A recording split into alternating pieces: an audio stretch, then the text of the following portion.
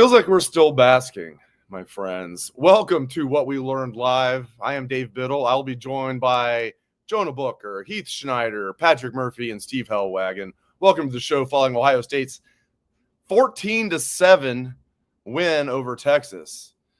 I won't call it a defensive struggle, just a defensive dominance from Ohio State. Did let up a late touchdown on Texas. Well, they knew there was under 4 minutes left. Ohio State was up 14-0.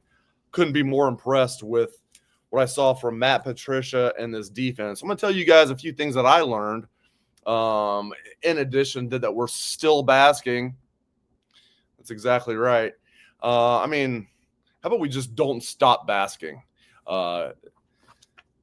Listen, do you remember when Patricia was hired? I know you guys do. A lot of people are skeptical. Not necessarily you guys, but people are well, they talked about his record with the Lions as a head coach. It's Steve Spurrier, Urban Meyer, Nick Saban were some of the NFL head coaches that didn't do well. They were pretty good college coaches. And Patricia wasn't coming here as a head coach. He was coming here as defensive coordinator. How you like me now? And we said all offseason, it'd be very easy to say, it was a grand slam hire by Ryan Day. And we did say that. But, then the proof was going to be in the pudding. That could not have been any better. So the first thing that I learned is Matt Patricia and this defense, and it's mostly the personnel. But Patricia would be the first to tell you that. It's mostly the personnel. But, man, I like what he did. He had 3 returning starters on this defense. 3. Now, it's not the typical 3 returning starters. When Caden McDonald, Kinyatta Jackson, hopefully he's okay. It sounds like he will. We'll talk to Patrick Murphy and Steve Helwagen after postgame interviews. Sounds like Kinyatta's okay. He was able to walk off on his own power.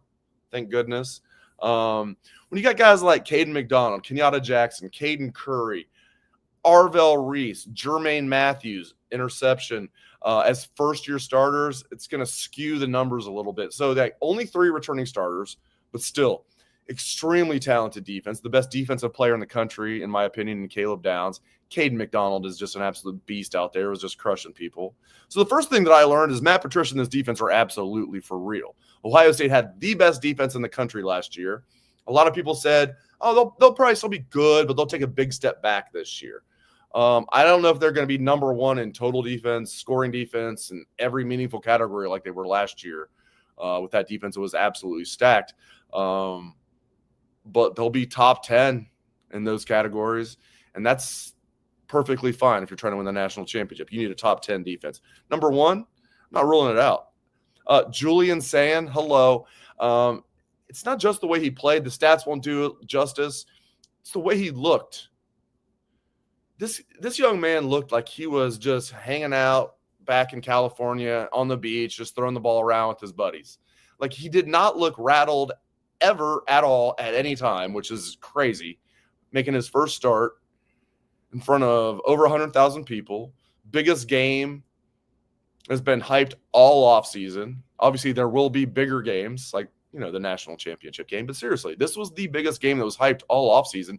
Julian Sayin looked like he was just out there just hanging out with his boys, just throwing the rock around.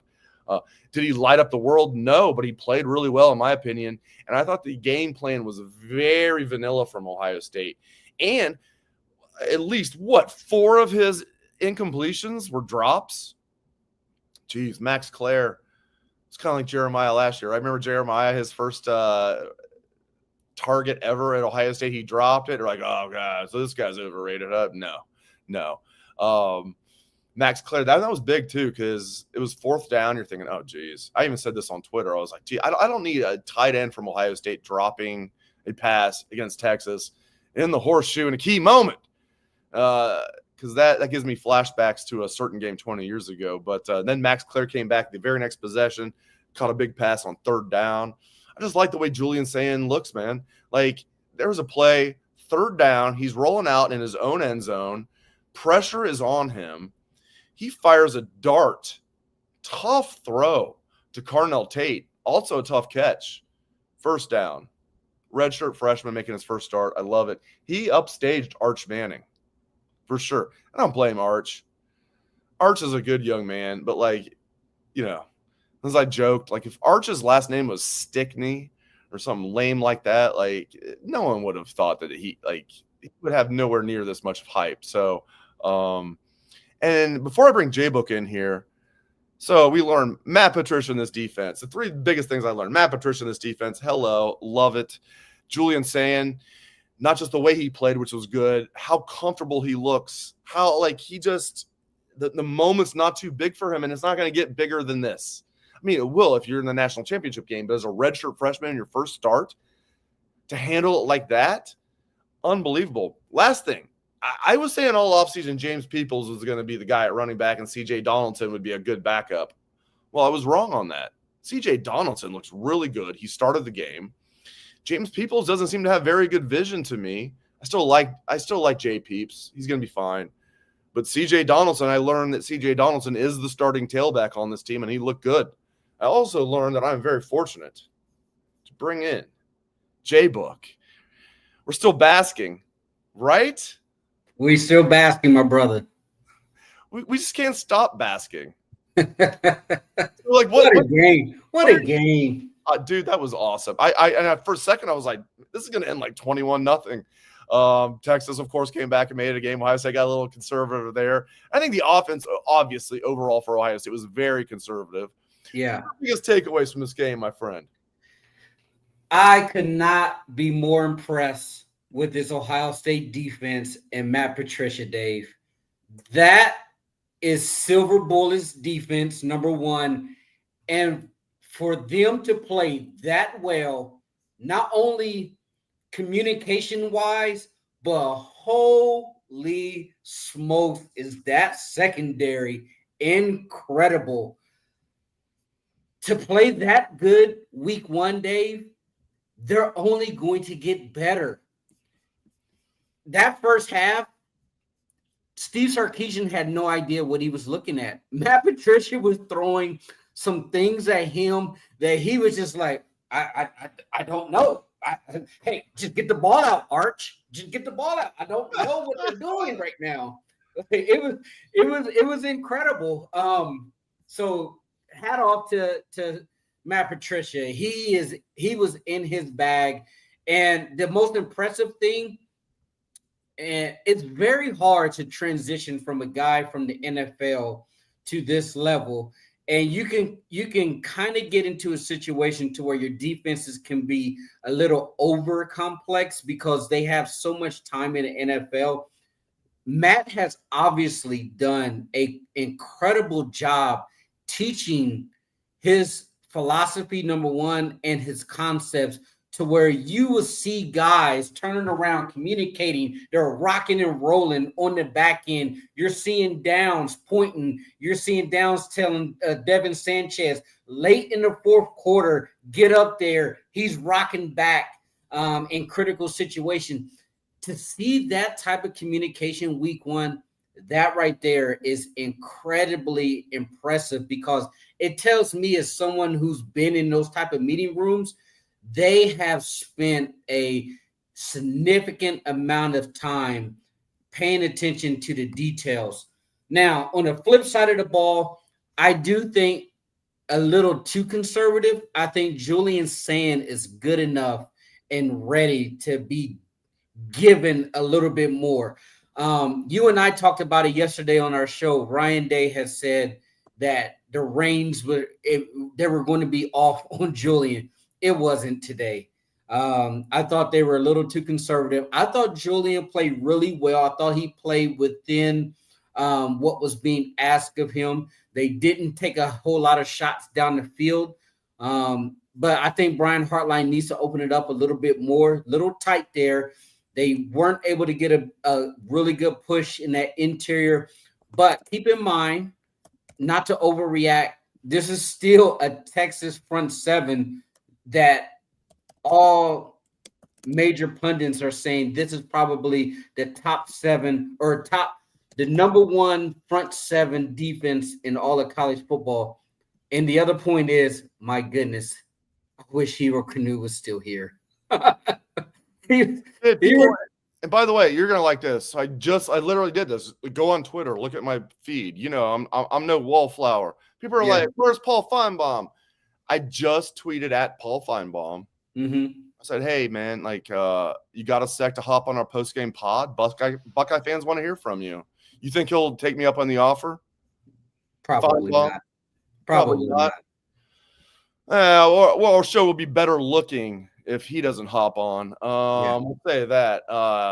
And a little less, well, maybe not less bombastic. Listen, man, the thing about Julian Sayin that I like the most, it was never too big for him. He's out there like he's just out there with his boys on the beach in Calabasas, California, just throwing the rock around. Like, listen, man, like that's the biggest thing that I wanted to see. If you're a redshirt freshman, I know he's 5-star recruit, handpicked by Nick Saban, handpicked by Ryan Day as well. But man, how calm he was. Like, and the few times he got a chance to actually turn it loose, he did a pretty good job. A lot of drop passes. Man, I am very impressed with Julian Sayin. Julian was good. You know what the other thing about this win, Dave, that was so impressive? This is the heart of a champion. This makes 7 straight top 10 wins for this Ohio State program here. And you look at it, you're talking about a team like they are fighting, they are clawing, they are a tough as nails football program. And they went in there and they absolutely stonewall a Texas team that a lot of people believe had the generational quarterback. And he was seeing ghosts that first half. I give it to Texans. They were stout up front. And we weren't necessarily as explosive as you would like in the run game. But I do think a lot of that was part of the offensive play calling. You put Julian in a situation to where early on it was one run on first down, run on second down. Now you're putting him in 3rd and 7, 3rd and 8 situation. But even still, Dave, in those situations, he didn't panic. He was calm. He threw an accurate football. Once they truly let him do what he does best, they're in trouble. College football's in trouble. This is a championship defense right now. Once the offense come along, this is going to be a team that is going to be a hard out regardless. All right, man. I know you're like not even at your house. You're at a friend's house hanging out, and you took your computer with you to do this. I mean, I couldn't appreciate you anymore. Before I bring Heater in here, give me some parting thoughts. Go as long as you want, but give me some parting thoughts. Parting thoughts. Great win. Great program win. I will say this. I hate Fox, man, the broadcast. I know that crowd was electric. And you really couldn't get the grasp of how loud that crowd was because Fox was muting the crowd. But the program overall is in such great standing right now. I am so happy for this defense. Like, Dave, every time they were throwing strikes down the field and I was on my feet screaming, so happy watching these defensive backs getting their heads around. They were in phase, hip to hip on these wide receivers, getting their head around. Igbenogson on that 4th down stop in the end zone, he had an opportunity to hook that arm like he traditionally would do, and they would hit him with that penalty. He started to do it, and when you watch it, he pulled his arm back. He got his arm around and broke up that 4th down pass in the end zone. And I said, that right there is coaching. And that's a kid who worked his butt off all off season to try to eliminate some of those penalties. And so I'm just so happy for these kids. I'm happy for the coaching staff. I thought it was just an incredible job by the defense. And I'm curious for the next 2 days, Dave. I'm just going to be rapidly Twitter searching Matt Patricia's name because this was an underrated storyline. Think about it, Dave. So we go into the season and Matt Patricia kind of quiet. Most of the players had nothing but positive things to say about him. Everybody within the program have nothing but rave reviews about Matt Patricia so far in the program. But deep down inside, as a competitor, you knew there was something in him that's probably like, I want to prove a lot of these people wrong. I want to show a lot of these people that I got something left inside of me. I'm not washed up. I'm not who I was. And he said coming into that opening press conference that I learned a lot about who I didn't want to be, the man I didn't want to be going forward. And so far, hey, man, hell of a job. Hell of a job. Hell of a job by you, man. By the way, I don't know if you can see the numbers. Do you see how many people we have in our live audience right now on our 3 platforms? I can't see. I'm not on there. I'm not on there right now, but I can see it. Thousands upon thousands. Because you put butts in the seats. Hey. I'm just along for the ride, man. Like, you put butts in the seats. Hey. You put butts in the seats. Hold on. Hold on. Yeah. That Purdue under that I text you hit today. Yes, you're on fire, man. You are on fire. And by the way, J-Book picked Ohio State to win by 7 points. And Ohio State won by 7 points. Dude, you should go to a casino or something. Come to People are asking me today. They came up to the booth. So I do the pregame show for 97.1. They were like, where's J-Book? It was so nice meeting people like today. By the way, Buck Rational, shout out to Buck Rational. Buck Rational came up to the 97.1 booth for our tailgate show, had a Still Basking shirt. He made himself a Still Basking shirt. Buck Rational is the real deal Holyfield, man. We gotta get us some BTA t-shirts, man. So for our Butt to Ass Friday podcast, man. We gotta get that. Apparently, Buck Rational is the guy to talk to. He can make shirts. He can make it happen. He makes it happen. You've been over there at the practice facility. What's going on with the punting situation, man? Dude, I don't know. I think we need to go to a different Aussie. It worked out well. Like, because McGuire somehow gets lucky bounces. His final punt was good.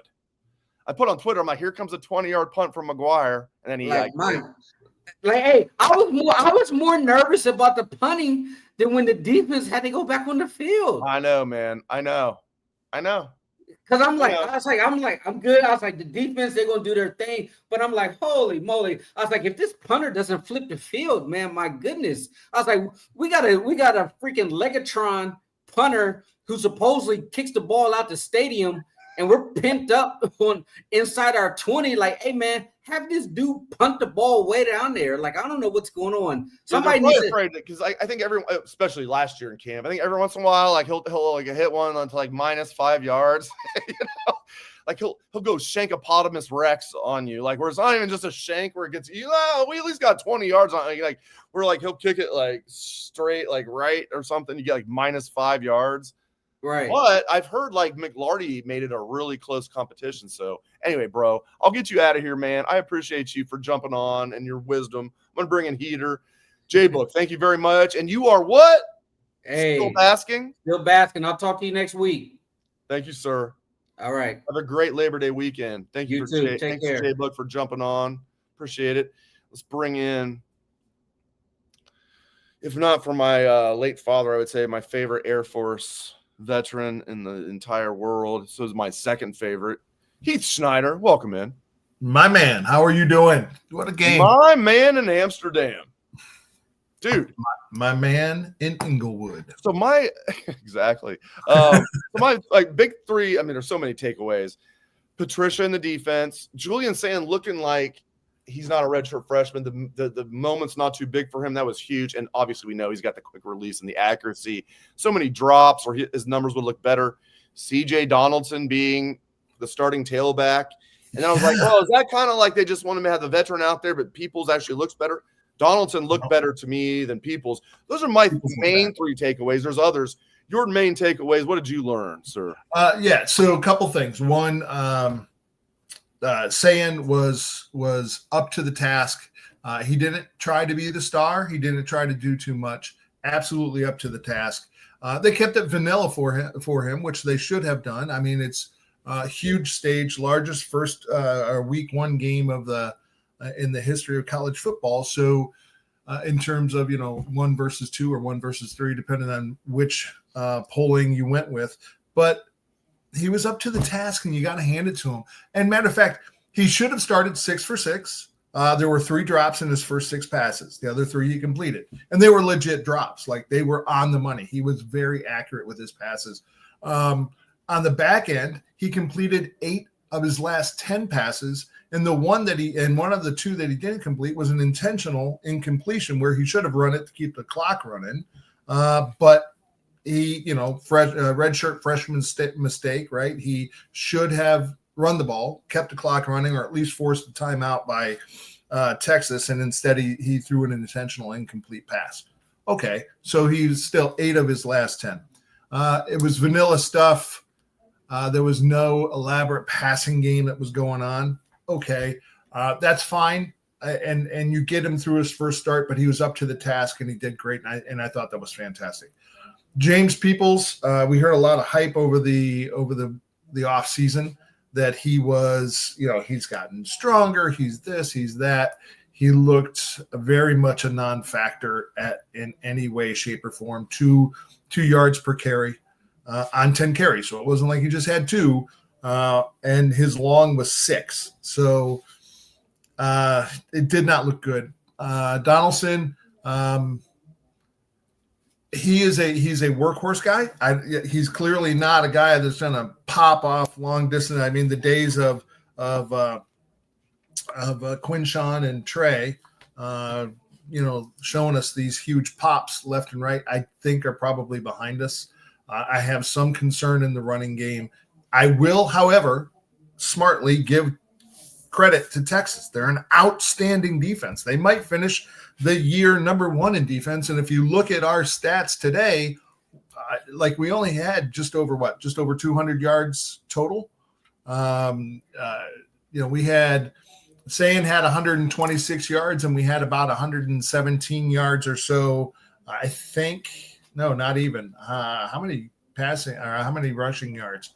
We had a total of 89 rushing yards. So we were right around 200 yards for the game. It's not like Texas is an outstanding defense. I have no doubt about that. Going up against a redshirt freshman in his first start on a huge stage. Home cooking, that was fantastic. But 77 rush yards, at least according to what I'm looking at the OSU site, 126 passing yards for 203 total yards. We won the turnover battle. We won the time of possession. We won penalties. So that was fantastic. We didn't win a lot of other things.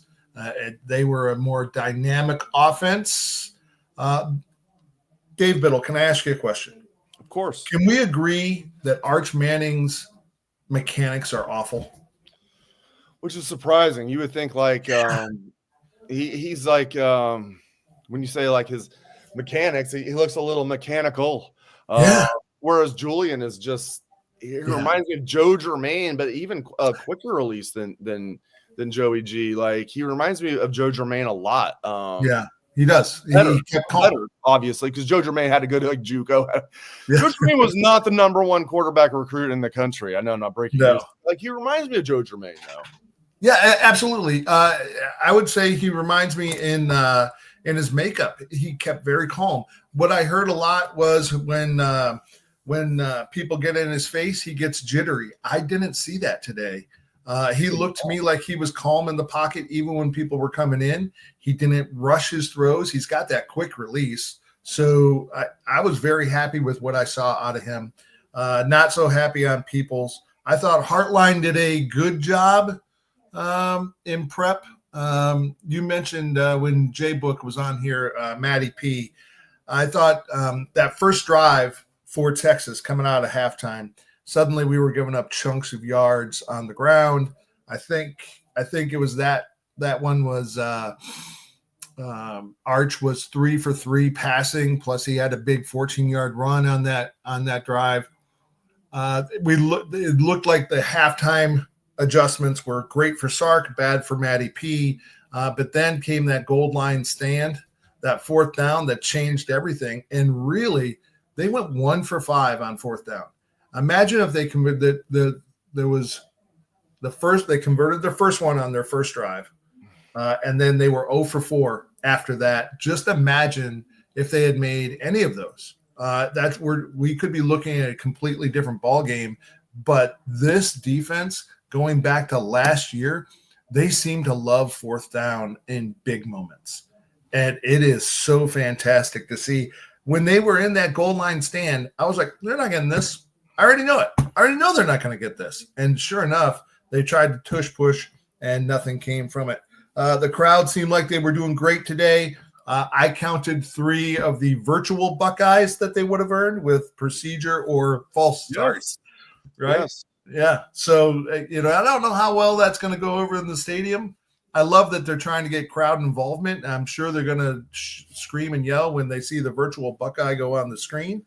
And if that gets you more crowd involvement and it's louder, God bless them. Let's do it, man. There's a new number 1 in the land, and I think that team resides in Columbus, Ohio. That's damn right. So we learned some things about starting spots, and Donaldson was the one that I did not anticipate. I thought Peoples would be the starter and Donaldson would be the backup. I did think Daniels would be the starting right tackle, and he was. He played well. Onionwa rotated in. It was the 3rd series, if my notes are correct. He rotated in at right guard for Tegra. And so Onionwa, I'll have to go back and look when I rewatch the game. I don't think Onionwa played right tackle. He definitely rotated in at right guard, and then Tegra came back in. So that's interesting. And then the other one that I was keeping an eye on was who was going to be the starting safety again. This is one that we predicted, I think, Heater. Jalen McClain was the starting safety opposite Caleb Downs. I thought McClain played well. Number 18 was out there. He looks good to me. And I guess the last thing would be we're wondering who was going to be the punt returner, kick returners. Brandon Ennis is back there doing both. And even though it was a fair catch, Jeremiah Smith back there returning punts. Listen, I don't need him doing it against Dartmouth. And it was a fair catch. It's a fair catch. But you put him back there and somebody line drives one at him or something. Oh, yeah. Big game. Go. I love that they're even doing it. I do too. It scares me every time. But, hey, we had Teddy Ginn doing it, right? I mean, obviously because he was ridiculously dynamic. Deion Sanders returned punts in college. I don't want to mention certain guys from that school up north, but you know what I'm saying. Anyway. Yeah, I don't want him doing it against Grambling, right? Let's save it for the big games. When we did it with Caleb Downs last year. All right. And if you can take the number 2 player in the nation, and why not take the number 1 player in the nation and have them do the same thing? If it's going to give you an advantage, even if it gives them the advantage of, oh no, JJ Smith is back there. Now what do I do? And there's hesitation for a moment, then absolutely. If it takes them just that nanosecond to react differently because they don't know what's going to happen with JJ back there, then by all means do it. I think I would absolutely endorse it in the big moments against big teams, not Grambling. Right. Yeah, next week. Gosh, this is huge. Absolutely huge, because now they have so much leeway. Now, we don't want there to have to be leeway, but if there's leeway, there's leeway. Right. I mean, now we sit here and you're strategizing for what it takes to get to the playoffs. I assume that's the leeway you're talking about. The rest of the season now shapes up completely differently than if you had lost today, right? Now you're going to assume that Texas is as advertised, and they're a really, really good team. They'll have maybe one more loss on their schedule against, Georgia, Alabama, whatever, a really, really good SEC team. So they're going to get you're going to get everything that you would have gotten from Texas anyway, because they're going to have maybe one more loss on their schedule. So now, had you come out of here 0-1 and you then lose to Penn State, who, by the way, is really, really good. They just have James Franklin, and that's the difference maker, right? It's a completely different look than if you're 0-2 against Penn State and Texas. If you're at least splitting it, now I'm feeling pretty good about heading our way towards the playoffs. Not that I didn't before, not that we wouldn't have gotten there before, because Ohio State gets a lot of benefit of the doubt. They've done it in the past. We've seen it all the way back to 2007 when they had the 2 losses and still wound up, or the late season loss to Illinois and still wound up in the national championship game. Of course, about 25 different things had to happen all in order for them to make it, but they did, and that's the important thing. We've seen it in 2014 when they destroyed Wisconsin and got into as the number 4 seed. We saw Wisconsin was favored by 4. I'm sorry. Yeah. It just cracks me up, Heater. Like Ohio State was a 4-point underdog in that game. They only covered by 63 points. I get it. I don't think I ever told you this. I was flying on business during that game. I had set the DVR to record. I had turned off everything, and I walked through the airport like this with noise canceling earpods in, with them on, but listening to nothing. Right. And I looked straight down. I put a piece of paper over my screen in case I turned off the radio, and I wanted nothing. And I'm driving through Vegas, so anything could have happened. And I got back, and of course I turned on the TV. I turned on my phone, and my buddy, who's a Wisconsin fan, all he did was text me, "Ouch."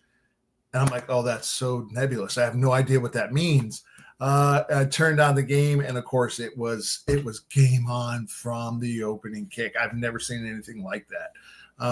But back to it. Ohio State gets the benefit of the doubt often.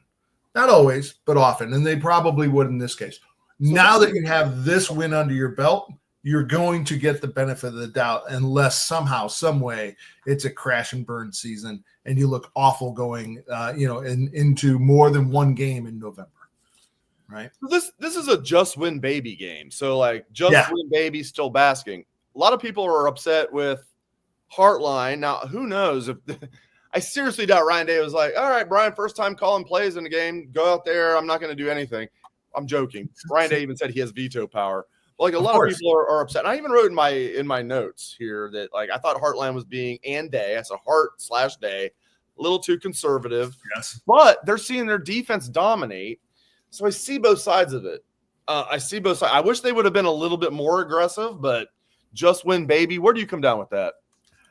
I thought so. My issue was it is just win, right? I just want you to get out of this thing, get the W, and go look at film to get better.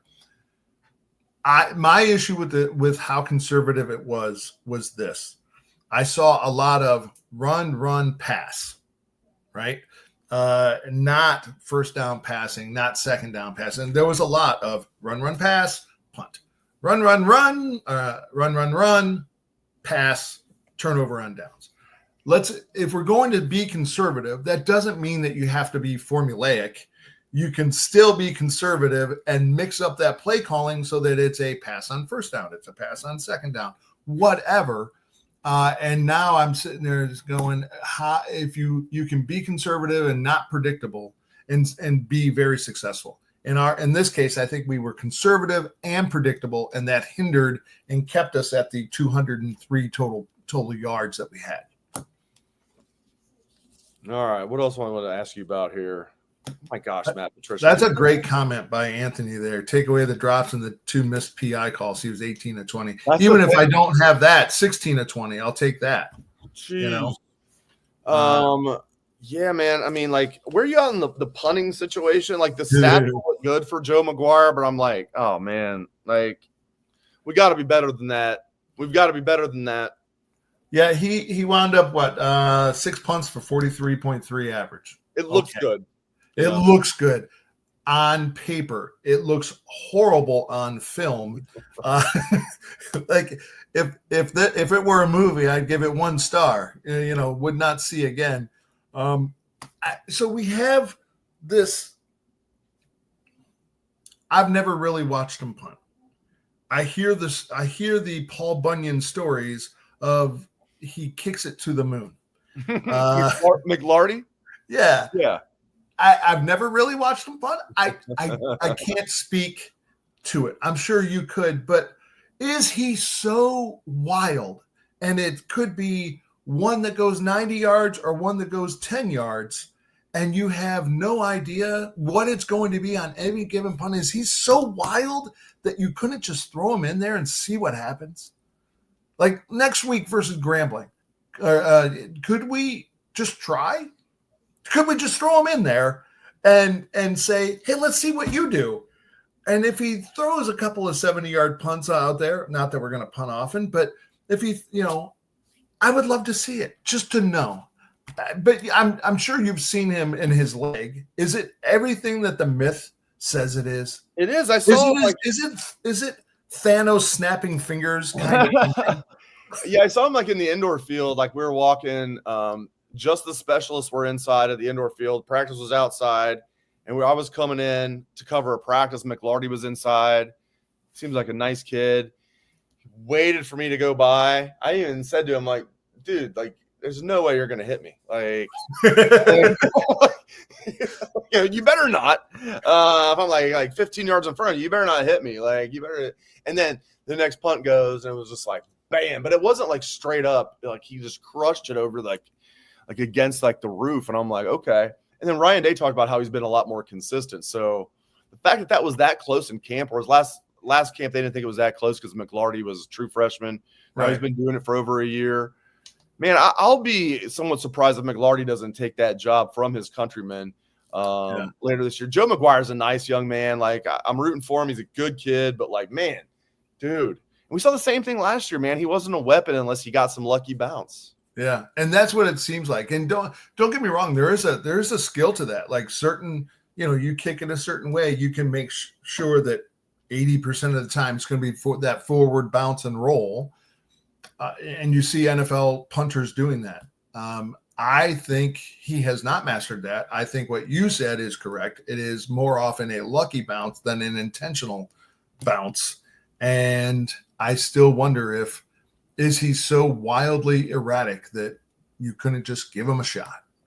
I mean, we wound up watching our place kicker last year, had the injury that no one mentioned. Was the backup guy so ridiculously wild that he would have been worse? Okay, I guess. I don't know. It's tough to sit here and question your punter choice to the guy that just won the national championship. I get it, but it's a punter choice. I'm still going to question that and say, Ryan, is he really that erratic that we couldn't get that guy? I was going to say he does. Like, I'm not trying because, again, hell of a nice young man. He's solid. I'm glad he's on the team, McGuire. But, like, I agree with this. And not a bad high school punter. He looks like one of those high school punters that's like, oh, that's a pretty good high school punter. Yeah. That's what he looks like. He looks like a pretty good high school punter at freaking Ohio State as the starting punter. Sorry. Let's not talk about the punter anymore. All right, one more thing before I get you out of here. Right. Daniels being the starting right tackle will look good. Onionwa, the highest paid backup offensive lineman in the country, probably. Hey, good to have one in your hip pocket. I swear to God, right. It's not. We're not paying, like, you're not paying $500,000, and I'm not paying the other $500,000. Somebody else is paying that. So I like the depth. And it's not like he's like sitting on the bench like the whole game. He came in there, rotated in. If anybody gets banged up, he's the sixth man. Unless it's center, that'd be Padilla. So I love having Onionwa on the team. But, dude, I would have lost a lot of money like coming into camp. I would have said Onionwa left tackle, Sareveld right tackle. No doubt about it. No. Sareveld left tackle, Daniels right tackle. Sounds like Daniels Heater just went to work over the summer and just doesn't sound like Onionwa had a bad summer. It just sounds like Daniels just like committed himself to the craft. I love the depth on this O-line. Your thoughts on Daniels being the right tackle? You touched on it. That is the absolute key to the whole thing. Is it because Onionwa was mid and he wasn't what we thought because he was playing at a lower level of competition and we were like, oh, he looks fantastic. Measurables are good. Or did Daniels just take off and move himself forward? And I think it's the latter. If it's the former, we have problems. If it's the latter, Onionwa is still what we thought. Daniels just got better, and that's okay. That's okay. That gives us depth that we did not anticipate having at a higher level. We thought if we Onionwa here, Onionwa stay here, Daniels was here, and this was going to be our depth level right here. But Daniels just did this. Now our depth level is here. We've heightened the level of our backup play, caliber of play, and that is huge. It is an expensive way to go. It's not what you expected. But hey, look at this guy that just got that much better, and don't bang on Onyanwa. Say congrats to Daniels and say, man, this is going to be a long season. We had to go 9 deep last year. We're probably going to wind up using this guy, and that's the key. It's a long season, and offensive linemen get hurt and beat down. And so you're going to want this rather than what it was here, because if he got hurt, you'd have the guy playing here. Now it's going to be here. And that's a huge key to the whole thing, right? Now, everything I've heard is that Daniels stepped up. It wasn't that Onyanwa was mid, and not what we expected. He's what we expected. Daniels just got better, and that's huge. Same thing I've heard, man. This is a young man. He's a couple years younger than Ethan. Ethan's a 5th-year senior. Mm-hmm. Phil is a 3rd-year sophomore, was a redshirt freshman in Minnesota last year, started the last 4 games for the Gophers, played well, and people are like, I only started 4 games at Minnesota. Yeah, but he was a redshirt freshman in the Big Ten, starting 4 games. He played well. Good for Phil Daniels. Good for the Buckeyes that they got this depth on this O-line. Yeah. And great stuff from you, my friend. My man in Amsterdam. He is Heath Schneider. Good to see you again, brother. I missed you, and I am still basking.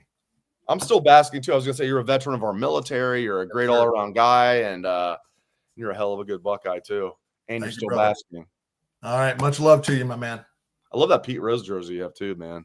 My brother got that for me. We need to get a Reds win today. The Reds have been toying with me this year, man. But, listen, the over-under was 78.5 wins. So they could go 79 and 83, and I win the bet. But dude, they're down to 68 and 67. We were 7 games over 500. I'm like, I'm gonna win that bet easily. Now that's they're 1 game over 500. All right, let's get a win tonight. You got to step on that. Let's do it. Yeah, let's go. All right, thanks, buddy. My brother. Have a good one. Heath Schneider, what a great guy. So yeah, Portnoy. So here's the thing, Iowa State, Iowa is big noon kickoff next week. So if Portnoy's not in Iowa State's stadium, it'll either be, Iowa State banned him, or Portnoy was lying. We'll find out. That's the thing. It's Ohio State banned him. We'll find out. If he is not in any stadium, which that's what it sounds like it is. It sounds like they told him, no, you're going to be on the show, via satellite. You're not going to be on site in stadiums. And he's like, Ohio State banned me. We'll see. And maybe he's not lying. But the fun thing is we're going to find out 100% for sure. Just like sports. Talk about sports all off season. Everybody's chirping. And then we find out for sure who was right about this and this and this. So with Dave Portnoy, we're going to find out who was lying. Was Dave lying? Was Ohio State lying? And if he's not in Iowa State's stadium next week, if he's not in whoever has the next Big Ten or Big Noon kickoff after that, not in their stadium, we'll know Dave was lying. I'd put my money on Dave was lying. And by the way, still haven't heard back from your friend Paul Finebaum. I invited him cordially to the show. He must not like you guys because he has not gotten back with me. You can get on Twitter right now. Get on my Twitter feed at Dave Biddle. I cordially invited Paul Finebaum to the show because he guaranteed a victory for Texas. Guaranteed a victory. That's interesting. What does that even mean? You should actually have to have do something if you guarantee a victory. Goodness gracious. He should have to shave his head or something. Oh, geez.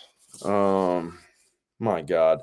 But seriously, I did think, even I just win, baby, defense dominating. I get it, but I did think the offense was too conservative.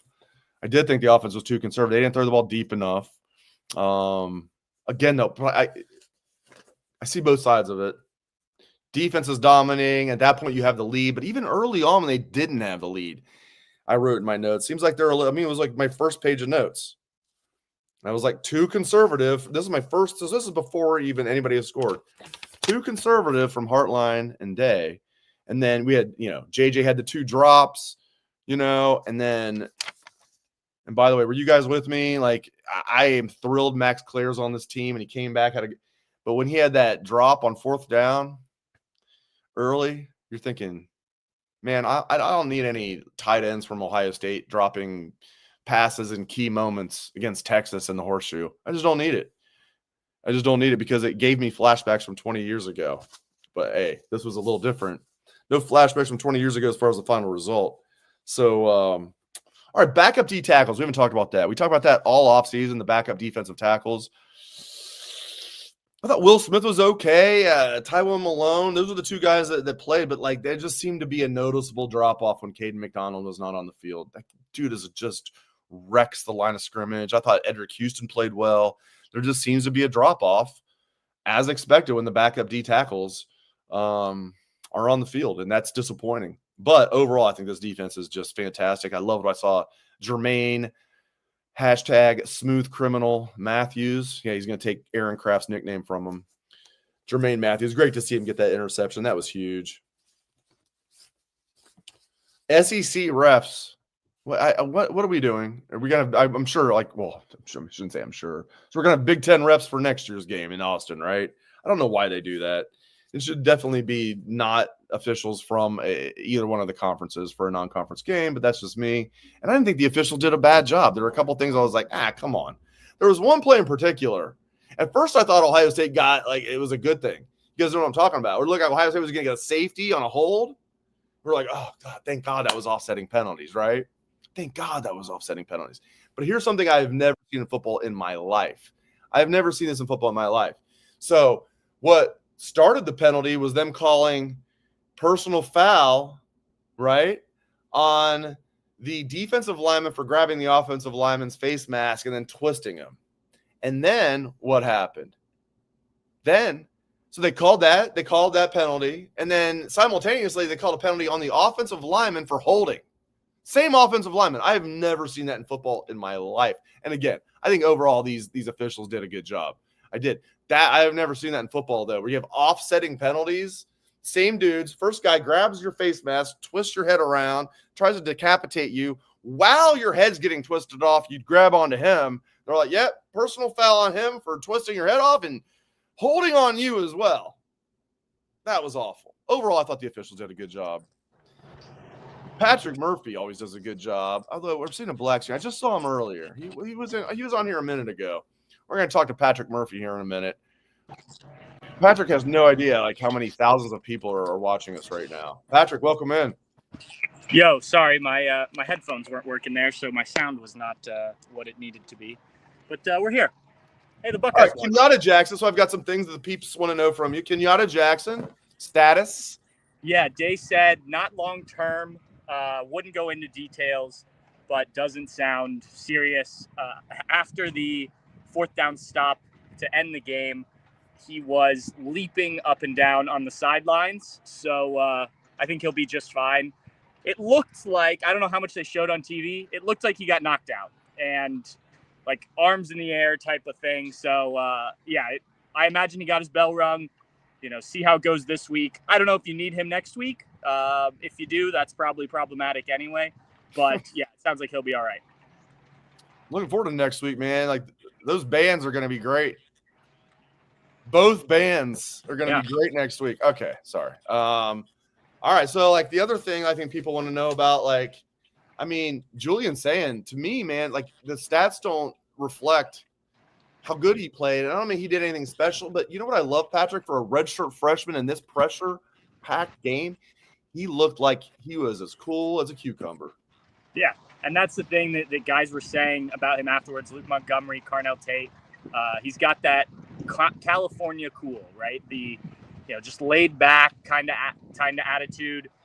Things don't seem to affect him, and we'll see what happens. The first time he throws an interception, the first time something bad happens, but yeah, I think he came out, he handled the situation. He handled it better than Arch Manning, I think. And this was supposed to be Arch Manning's coming out party. So, yeah, Julian, he talked post-game as well, gave a lot of credit to other people, but, he played as solid, I think, as you could expect from a guy in his first game as a starter in a game like this against what was a really good defense, I think, in Texas. Hey, guys, if you guys know T.G. Smith, he's one of my good friends. He's on YouTube. Like, don't tell him that I'm saying, hey, that game in 2 weeks, intrastate rivals, the MAC champion Ohio Bobcats with Parker Navarro coming back. I thought Parker Navarro would go in the portal. Heck no. He's like, I like Athens, Ohio. He's coming here to the Horseshoe. It's going to be great. No one tell T.G. Smith that I mentioned that, though. All right.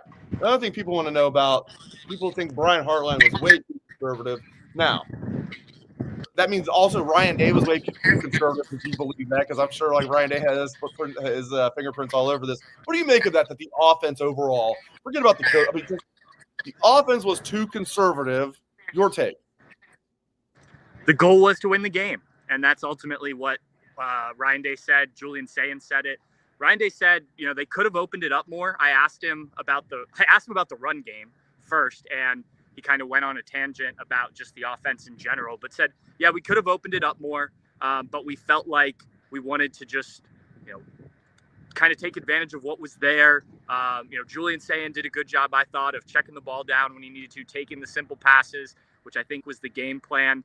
I think once Julian gets a few of these next couple games to get really comfortable with some of the stuff in this offense in a real game, you'll see more of that.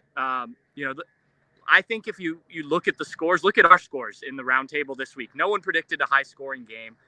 I don't think we predicted this low of a scoring game, but no, me neither. I think I picked 21-17.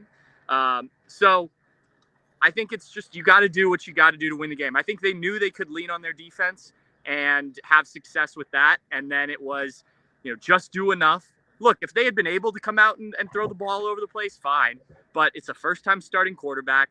It's a new offensive line, new running backs, receivers are more veteran, but you just don't want that big mistake, right? And I think people would be upset, obviously. I think we all would if, Julian had come out and thrown 2 picks and, they tried to do too much. So I think they got it right. Look, you beat the number 1 team in the country in week 1. I think you got it right. I want to ask you about Matt Patricia and Arch Manning. Arch is a fantastic young man, and he is talented. And I think he'd be the first to admit, yeah, the hype's too much. I think he's even pretty much said that. Curious to get your take on Arch Manning. And I want to hear you talk about Matt Patricia and this defense. They just smothered the hell out of this Texas team. Well, I think the two go hand in hand here. And, Arch Manning, especially Matt Patricia, especially in that first half, they were doing things, not showing anything before the snap so that Arch Manning didn't know what he was going to see post-snap. You can do that. I think Matt Patricia knows how to do that against the best quarterbacks. He's confused the likes of Peyton Manning, a different Manning who is in that family, once or twice. So I think right. So I think he knows how to manipulate these things. And I think it's only going to get better. I thought it was a great called first half. I did think when Texas came out, Ryan Day talked about adjustments this week. I thought they did a really good job of going tempo and not letting Ohio State adjust as quickly to their defense and change things. But credit to Matt Patricia. I thought this was as good of a game. I know Texas put on some yards, got the touchdown late in the game, but this was really well done by this defensive staff in general.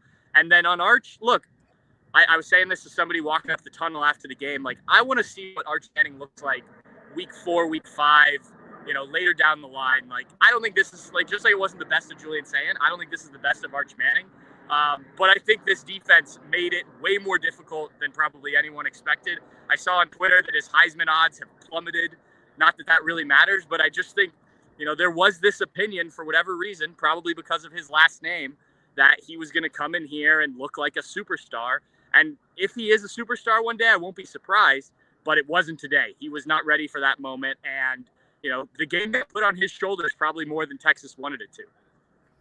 Yeah, if you're a Browns fan out there, first of all, apologies. Second of all, are you sure? Are you sure that you want to tank for Arch? I don't know, man. All right, Dave, Pat, they've got 2 rookie quarterbacks. They're going to be fine. And they'll beat my Bengals week 1. I'm going to bring in Steve in a minute. Steve's going to punch me through the computer for saying that about his Browns. I have no doubt Cleveland's going to win week 1 against the Bengals, who start slow.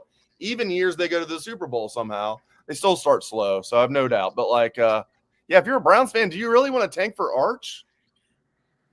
I don't know. And he might not even go pro after this year. Both of his uncles stayed 4 years. Both of his uncles stayed 4 years, and both of them were better than him. Both of them started right away. I mean, Eli, I think Peyton started as a true freshman. If not, Peyton started at least 3 years. Eli started right away at Ole Miss. Both of them played 4 years. I bet you Arch comes back next year. All right, I'll get you out of here, buddy. All right, Steve. sounds good. All right, man. All right, we're going to leave the Rams fan, Patrick. But I should have told Patrick this. Speaking of being a Rams fan, we had Orlando Pace with us during the pregame show. Hello. My former 13th floor Morrill Tower resident. Yeah, I lived right next door to Orlando Pace when I was a freshman. He lived with John Lumpkin, so those were two big guys as roommates. I don't know how the beds in Morrill Tower handled that. Steve Helwagen, Browns fan. So you guys still tanking for Arch? You know, I had a guy working for Cleveland Television next to me, and we were discussing the plight of the Cleveland Browns, and I was like, what's going to happen up there? He goes, well, if something happened to Flacco, they may only win 3 games. And then we're like looking down the field at Arch Manning. He's like, and this guy ain't the savior either. And I was like, oh. No. You know, no. You could say this about Arch Manning. He struggled because he was going against a great Ohio State defense. And you could say this about the Ohio State running game, which was non-existent, 2.3 yards per attempt. It was a rough go because Texas's defense is pretty rugged as well. So the good news is we've got weeks. They have weeks to get this stuff figured out. And, next real test will be Washington at the end of September. Yeah. And, take it from there. So, dude, your biggest takeaway. So, I jotted down my 3 biggest takeaways. There's 10 things I could talk about, but Patricia in the defense, number one. Yes, Julian they found the winner there. Julian Sayin looking like the moment was not too big for him at any point. Not that he played great, but also the offense was pretty vanilla. But for a redshirt freshman, first start, couldn't be more of a pressure cooker. The way that he just looked was cool as could be. And then the last thing, Steve, C.J. Donaldson being the starting tailback. Those are my 3 biggest takeaways. Touch on some of those if you want to. And what are some of your biggest takeaways? Yeah, Sayin appeared comfortable to me, and he appeared confident, and he did exactly what the coaches wanted him to do, which was take the check down, take the easy throw, and really was a setup. I mean, that deep pass to Tate, they finally hit. They hadn't been going deep, and so they caught Texas completely off guard on that play action pass, and it set it up perfectly with the way that he had been throwing up until that point, just taking everything along the sideline, down and away, only where his guy could get it. He was masterful, I think, for an elementary, level experienced guy, first time against what's supposed to be a great defense. I thought he was phenomenal and didn't turn it over, obviously, which was a huge part of this. Texas had the interception and also,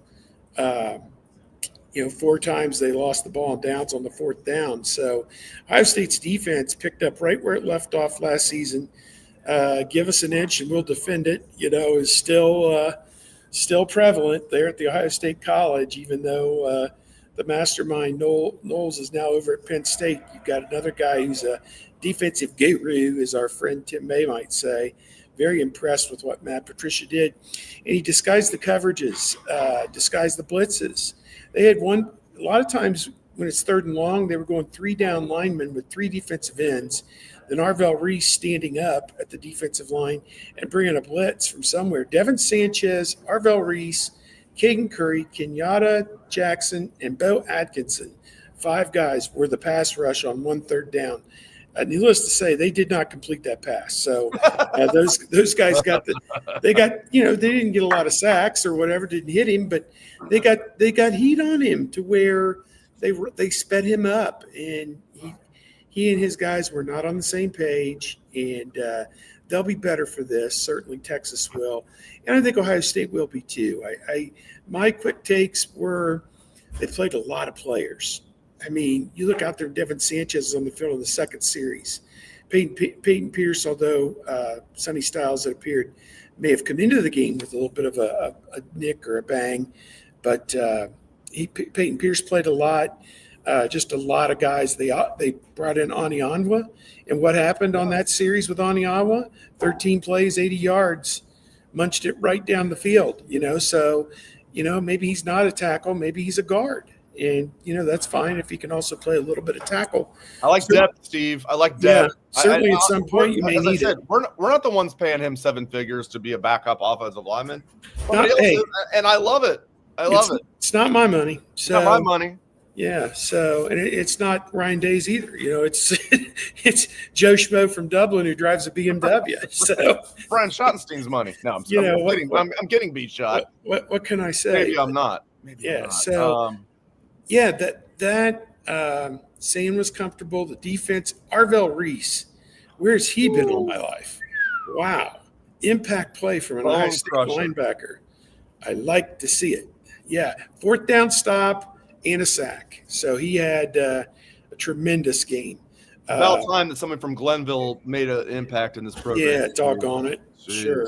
Yeah. About time. Hey, I do want to ask you this seriously. Like, I like CJ Donaldson the entire offseason. And I was saying that this guy is like productive at West Virginia. He's physical.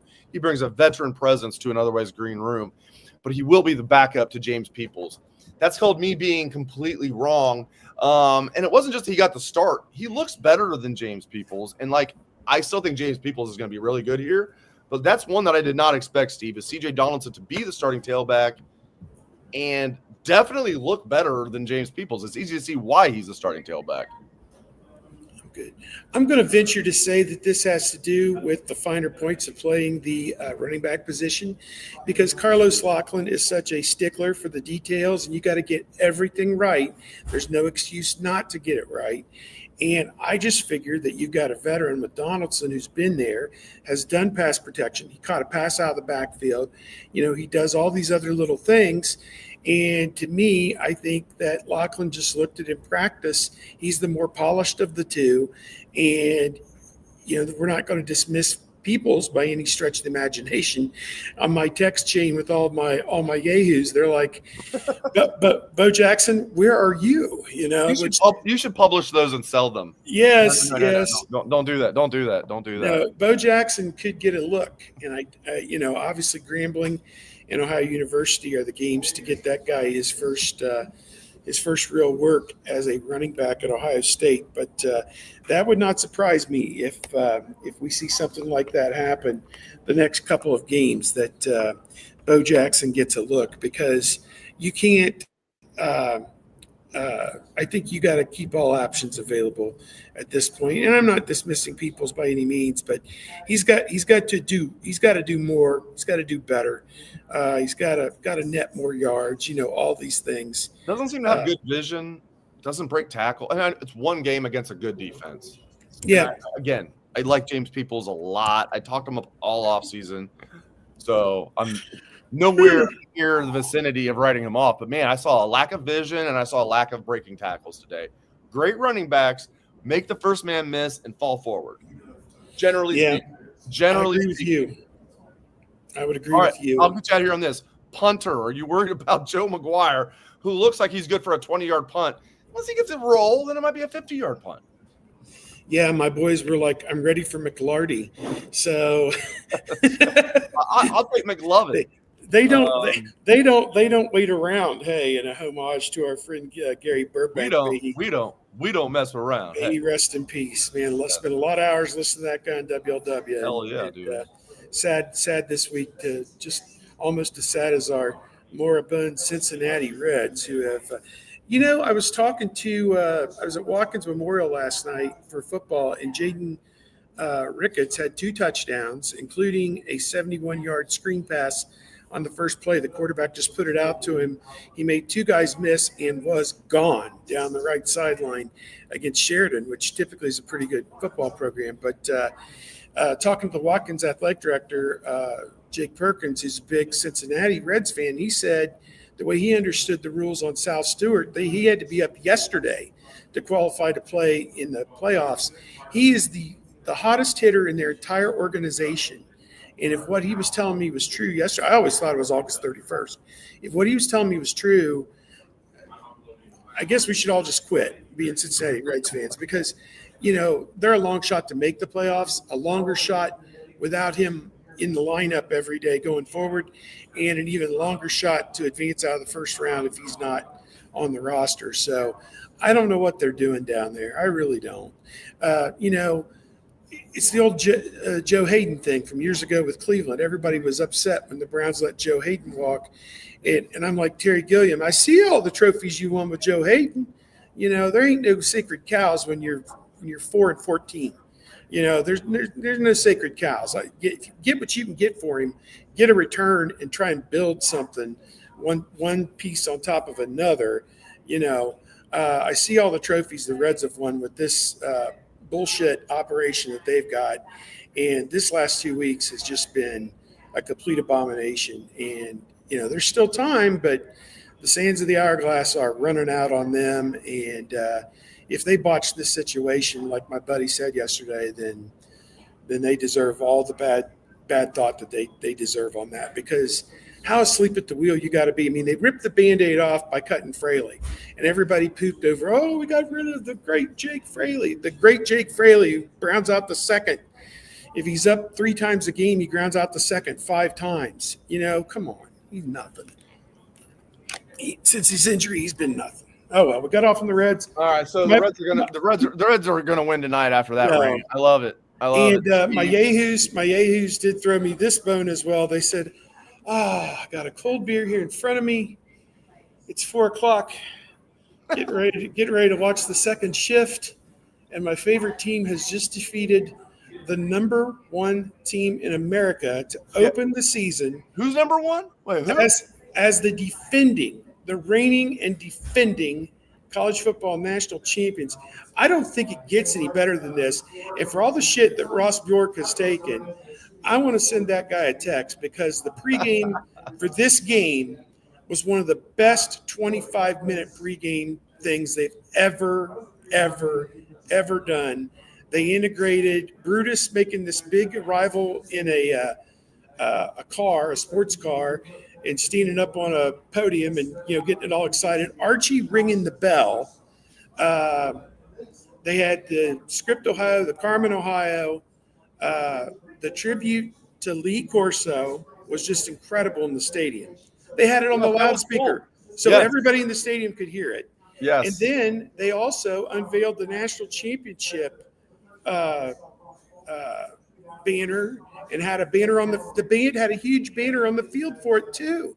I mean, the planning that went into this day for that program, everybody wants to give these guys a bunch of heck over here. I'm telling you what, they knocked today out of the park. If you've stopped coming to games, if they're going to have a production like this on any kind of a regular basis, you're going to want to come back, because today was as good as it's ever been before the game. Everything you could have wanted. We got the video, the whole thing, up on Bucknuts. If you weren't here today, go watch that 25-minute video and then go watch the game again, because, of course, it's 4 o'clock, so you got to watch the second shift of games. Then you got to watch the third shift of games, knowing you already have a win in your back pocket that puts you in the playoff if you go just 9-2 the rest of the way. 9-2 the rest of the way. I'm going to be watching a lot of college football. You know what game I'm looking forward watching the most tonight? Michigan, New Mexico? No. The rematch of Ohio State, Texas. Ohio State, Texas. Replay. Yeah. That'll be on live. That'll be on Big Ten Network on a continual roll. Watching it live is like walking on eggshells. It's like, you know, you're still basking, but you're like, oh gosh, like, and then like, are you still basking, Dave? Watching it is just going to be just absolute You might as well do it from a tanning bed. Are you still basking, Dave? I'm definitely still basking. Are you still basking? Yeah, I guess so. I'm going to have to continue to bask, unfortunately. So. Buck Rational came up to me today and at the 97.1 booth, and his shirt said "Still Basking." He made his own shirt that says "Still Basking." We should be selling those on Bucknuts. We should. That's what he's been trying to do. He's been trying to tell Ruben. He'll get on him. Buck Rational gets things done, dude. Ruben's usually pretty quick on the uptake on a lot of these things. We need to. Yeah, is he slipping over there? He needs to pick this one up. So. Dan, if you're listening, like I know you're still basking, but let's still bask and make T-shirts and sell them. Exactly. Buck Rational could just make them for us, and we could pay him and sell them, and and everybody's just still basking. Okay, all right, Steve. All you right. still bask, and I'll be seeing you. Hopefully, our Reds don't suck tonight, and then if they win, on top of this, we'll be double basking. There you go. All right, good stuff, All right, Steve. man. Thanks, Catch man. you later. All right, friends. Good stuff out of Steve. I appreciate all my guests. Just good peoples. Appreciate all of you as well. Let me get to a couple of comments and questions that I starred. All right, Steven on YouTube. Offense, lack of getting vertical, and defense, lack of any actual effect, the play pressure. Any actual effect. I'm going to have to pass on that one. All right, Michael Bragg. Donaldson lost weight and looks solid. Agreed, Michael on Facebook. Let me go back to this. I need to deduct what this is. Offense, lack of getting vertical. Ohio State's offense, lack of getting vertical. Yes. Yeah, I didn't like that. Because a few times they did, they actually, at least at Carnell, they had like a pass interference as well. Yeah, I don't think they threw the ball deep enough. And defense, lack of any actual effect, the play pressure. Yeah, I think you're probably saying Ohio State's defense didn't like have enough pressure. I get you. Donaldson, yeah, again, I agree. Donaldson looked great. That was a surprise to me. Not that Donaldson looked good. It was a surprise to me that he started and Peoples is the backup. Derek on YouTube. Also, Derek, I know you're a longtime Bucknut subscriber. Derek asked, was that 100% Heartline calling plays? I would bet heavily it was not. That sometimes Ryan was calling plays. Sometimes Ryan was telling Brian, call this. Sometimes Brian might call something and Ryan vetoed it. And sometimes Brian would call it and they'd run it. I think all things are true. But was 100% Heartline calling plays? I would doubt it. Spider Celery says Heartline gets a C. I would agree if we know for sure that it was Heartline. I think we have to say Heartline Day gets a C. But then again, they felt, and you could tell early on, especially after they stopped on that first drive where Texas had some things going and barely had some things going because they almost stuffed them on fourth down earlier that drive. Then they did stuff them on fourth down. I think Ohio State was early on these guys can't do anything against our defense. These new offensive linemen, Arch is overrated. These guys can't do anything against our defense. So that played into Ohio State being conservative offensively. But I hear what you're saying, though. Oh, Ted on Facebook. What did Kinyatta Jackson hurt? Jeez, I'll have to rewatch it. It looked like it was a leg situation. Did anybody? Yeah, I'm sure we'll have 100 people that will check in and let me know. I believe it was a leg, but as we heard from our Trepid reporters, intrepid. They're not just trepid; they're intrepid, not serious. And we saw him walk off on his own power, which was huge. So I think it's okay. I think it was a leg injury of some sort, but he looks fine. Doesn't mean he needs to play against Grambling next week, but he's going to be fine. And I love the depth at D end. I love the depth at D end on this team. Bo Atkinson looked great, and he's a backup. You got Logan George. CJ Hicks had a nice play. Rick on YouTube. Arvell Reese looked really good out there. That's damn right he did. Yes. Concur. Brian Emerson on YouTube. Onion was huge. Right guard. Yeah. Both right guards are just massive dudes. Tegra Shabola and Ethan Onyama, first dudes off the bus type guys. Great Laker. Do you think JJ will be okay with not getting a touchdown in this game?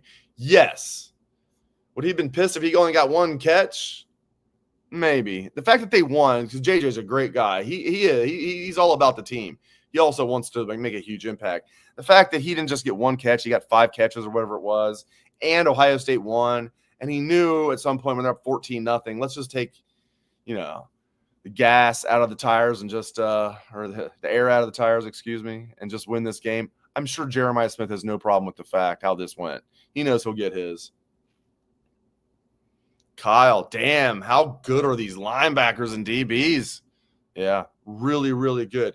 I do think Lorenzo Styles Jr. in the slot is definitely a drop-off from Jordan Hancock. But Jordan Hancock was awesome as that starting nickel. I need to see a little more out of Lowe Jr. I like him. I like him, but it seems like that's one I'm a little concerned about. But, man, as Steve was saying, Devin Sanchez was in the game super early. Love that. No surprise.